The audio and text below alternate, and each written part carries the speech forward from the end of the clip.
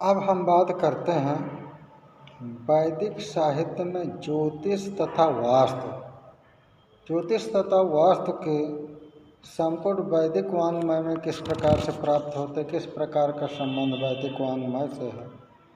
सबसे पहले बात करते हैं ज्योतिष की। ज्योतिष शास्त्र को परम ब्रह्म परमात्मा के मुख से निकले अपौरुषेय वेद का नेत्र कहा गया है, जिसका वर्णन पहले स्वयं ब्रह्मा जी ने किया है, जिसके ज्ञान मात्र से मनुष्यों को धर्म सिद्ध प्राप्त हो जाती है। ज्योतिष शास्त्र भारतीयों की अमूल्य निधि है। यह शास्त्र जितना व्यापक है उतना ही व्यवहारिक भी है। प्रयोगात्मक दृष्टि से वैज्ञानिकों तथा विद्वानों की गवेषणात्मक उत्कंठा की परितृप्ति के लिए हमें अक्षुण्ण वस्तु भंडार उपलब्ध है। वेदांगों में ज्योतिष का महत्वपूर्ण स्थान है। महर्षि पाणिनि ने ज्योतिष को वेद पुरुष का नेत्र कहा है। ज्योतिषाम आयनम चक्षु। जैसे मनुष्य बिना चक्षु अर्थात नेत्र के किसी दर्शनीय वस्तु का दर्शन करने में असमर्थ होता है, उसी ठीक वैसे ही वेद शास्त्र का या वेद शास्त्र विहित कर्मों को जानने के लिए ज्योतिष का महत्व सिद्ध है। भूतल, अंतरिक्ष और भूगर्भ के प्रत्येक पदार्थों का ज्ञान जिस शास्त्र से हो वही ज्योतिष शास्त्र है।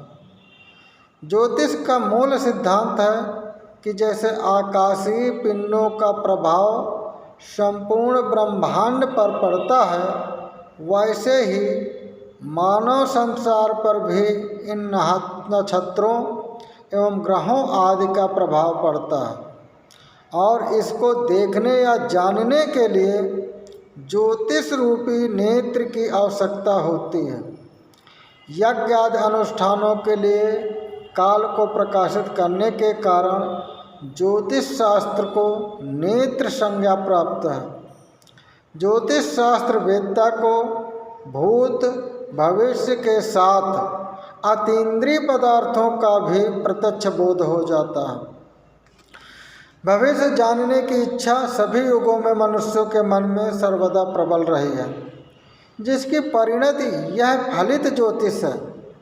कृषि, व्यापार, उद्योग, यज्ञ, सदाचार, धर्म, नौकरी तथा जीवन यात्रा हेतु शुभ काल निर्णय के लिए ज्योतिष ही एकमात्र साधन है। ज्योतिष शास्त्र से कर्मों के करने के लिए श्रेष्ठ मुहूर्त जाना जा सकता है।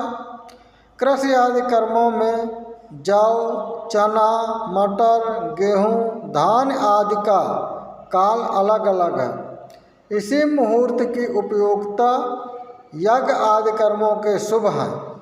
शुभ समय जानने के लिए कालमान का जानना आवश्यक होता है।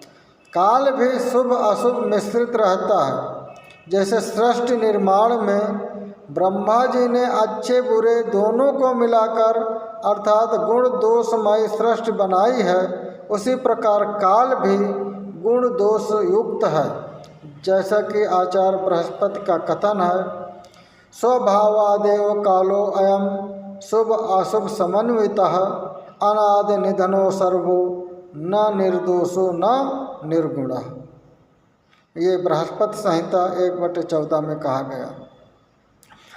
ऐसी स्थिति में शुभ अशुभ काल का निर्धारण आवश्यक हो जाता है। भारतीय ज्योतिर्विदों ने सृष्टि से लेकर प्रलय अर्थात कल्पांत पर्यंत गणनाओं को सूक्ष्म विधि से निकालने का स्तुत्य कार्य किया है। भारतीय मनीषी आदिकाल से ही लौकिक एवं पारलौकिक सुख प्राप्ति हेतु यज्ञ अनुष्ठान करना अपना परम कर्तव्य मानते रहे हैं। कौन सा यज्ञ कब संपादित किया जाए, इसका ज्ञान सूर्य एवं चंद्रमा की गति, स्थिति एवं भिन्न भिन्न स्थितियों नक्षत्रों पर आधारित थी।